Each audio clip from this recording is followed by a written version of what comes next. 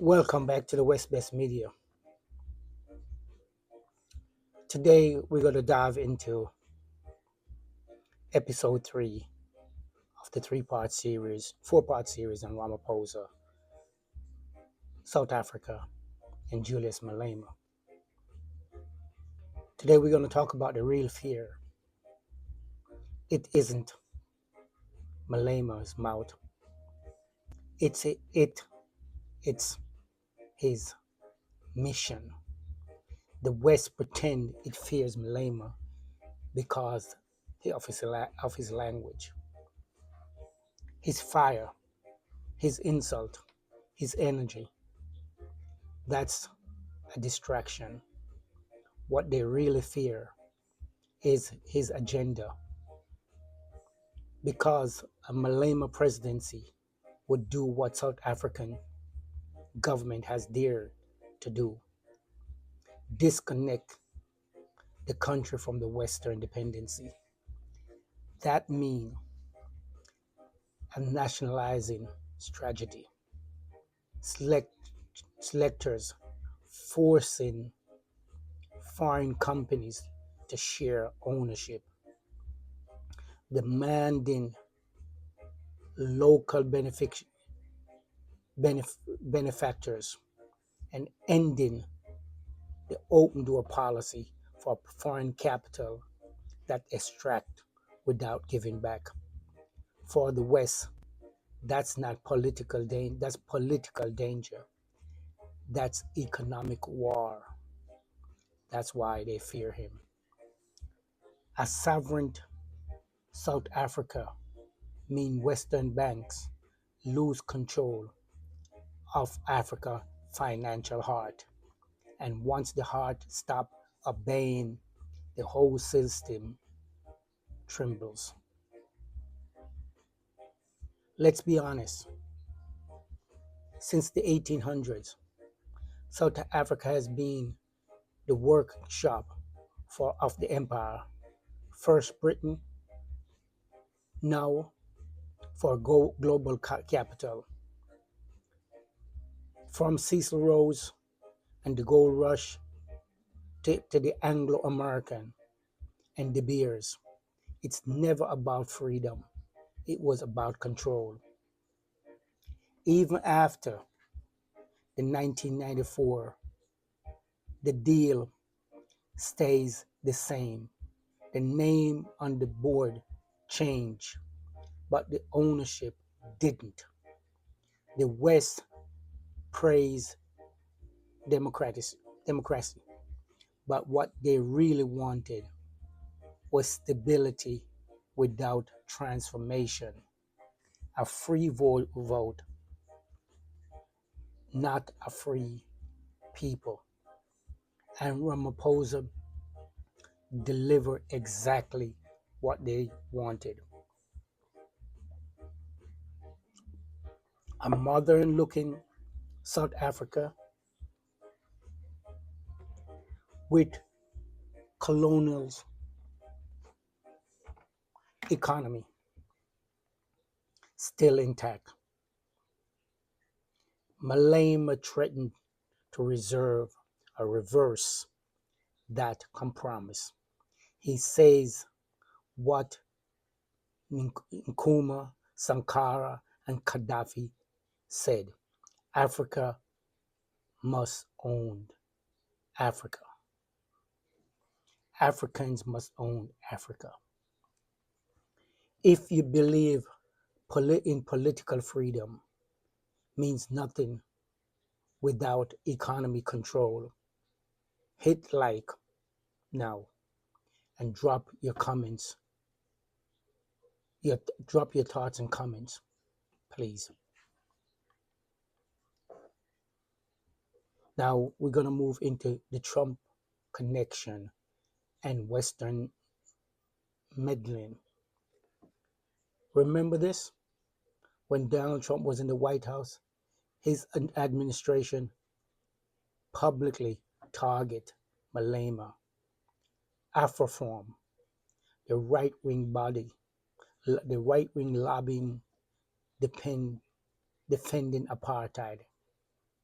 land ownership, few, flew to Washington to push for sanction and demand Malema be arrested.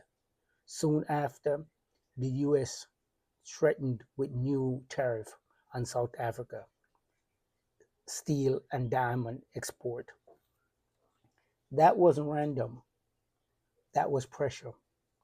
The message was clear: keep your radical under control, or we'll squeeze your economy.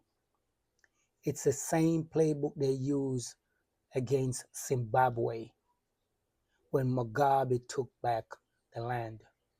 It's the same language they use today against Niger, Mali, and Burkina Faso for kicking out the French. To the West, Africa independency is a threat, not a victory. And how they do shape public opinion through headlines. Look at how global outlets describe Malema: firebrand, populist, radical, demagogue. But when Ramaphosa hide his US dollars in his sofa, the same outlet call it a minor political controversy. You get that? Ramaphosa hide over $500,000 US in his sofa illegally. They call it a minor political controversy. If it's the propaganda dressed as journalism, protecting moderate, demonizing revolutions. Because Malema win, because the day Malema win the presidency, those same newspaper will lose their narrative control of Africa.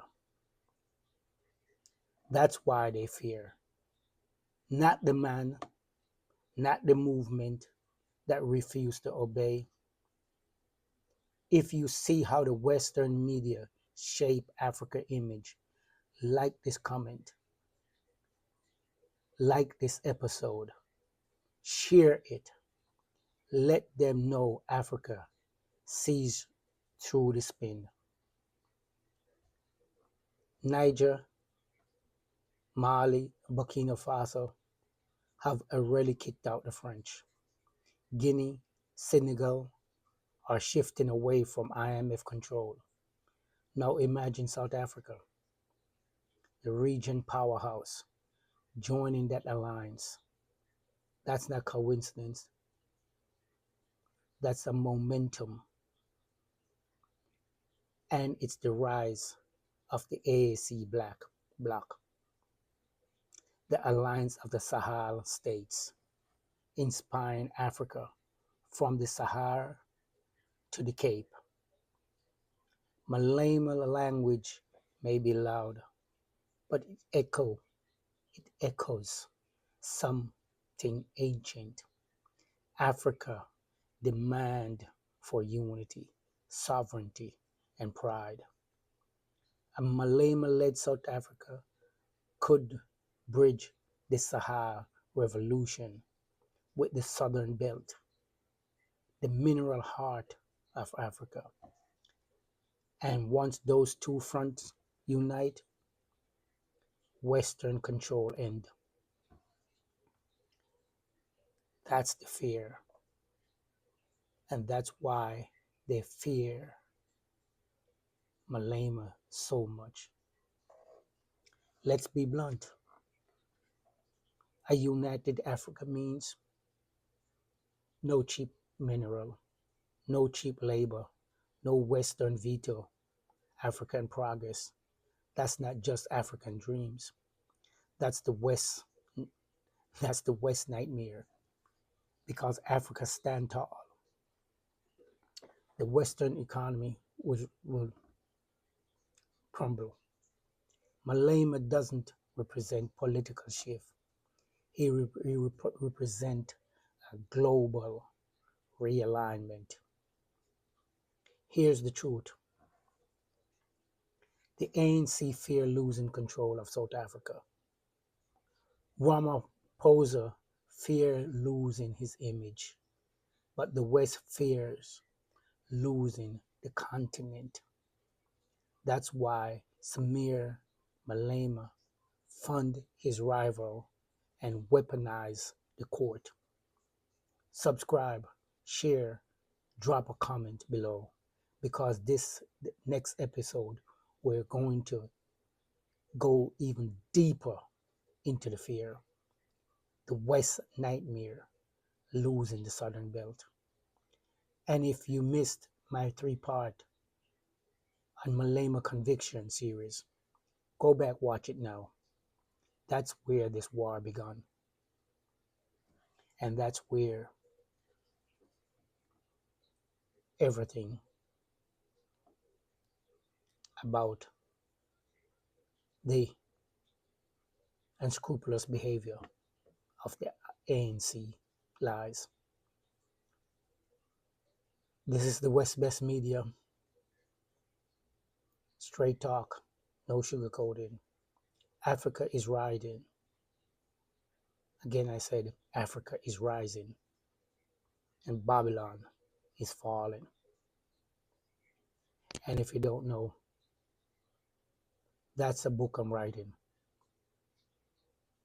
which titled Africa Rising, Babylon Falling.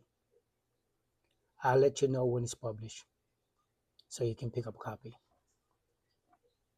Peace and love, my brothers and sisters. God bless.